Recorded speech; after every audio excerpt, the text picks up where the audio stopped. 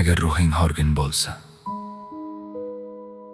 agar tun juda uzun tuyulsa va og'riq seni taslim bo'lishga majbur qilayotgan bo'lsa, hozir Yaratganning ovoziga quloq tut. Siz xato emassiz, ruhingizning dushmani bu oxiri deb ishonchirmoqchi bo'ldi. Lekin Ilyosni Batir topsa ostida qo'llagan Xudo bugun seni qayta ko'tarayotgan o'sha Xudodir. U sening dilingga yangi hayot nafasini urmoqda. O'lim soyasi yerga tushadi va hayot hamda najot barakasi hozir senga yetib boradi. Taslim bo'lma. Ota seni sevadi va sening tarixing bu yerda tugamaydi.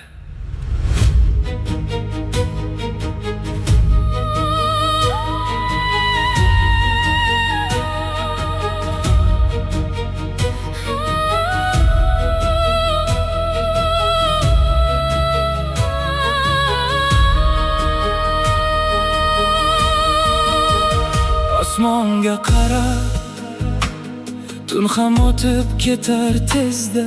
Yuragingdagi bu dardni Xudoning o'zi tuzatadi. Sahro katta va sovuq shamol esmoqda, lekin otaning qo'li seni hech qachon qo'yib yubormaydi.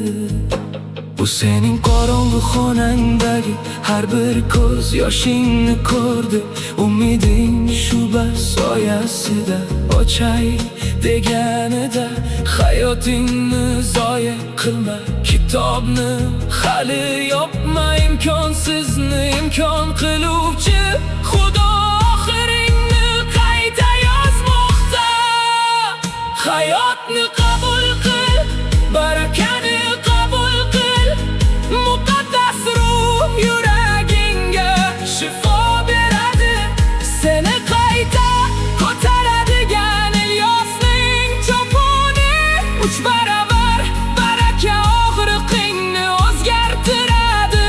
Gordan chiq, chunki nur ko'rindi. Otaning quchog'i faqat sen uchun ochiq. Bu oxiri emas. Ota seni isming bilan chaqirmoqda. Umidsizlik tushishi kerak, qorong'ulik yo qolishi kerak. Seni bayram dasturxoni va hamdu sanu libosi kutmoqda. Sen barcha kunlaringda Xudo uchun qadrlisan. Orzular uyg'onmoqda, yangi hayot tug'ilmoqda. Isoning qoni qayg'urganlarning barini sotib oldi.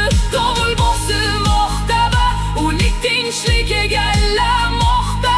Barcha sharafning Xudosi ruhingga g'alaba bermoqda.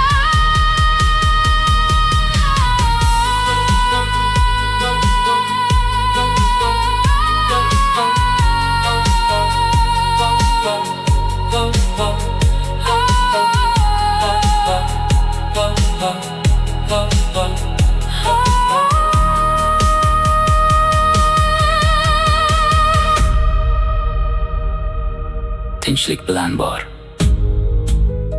Sen sevilgansan. Sening hayoting bebaho qadrga ega.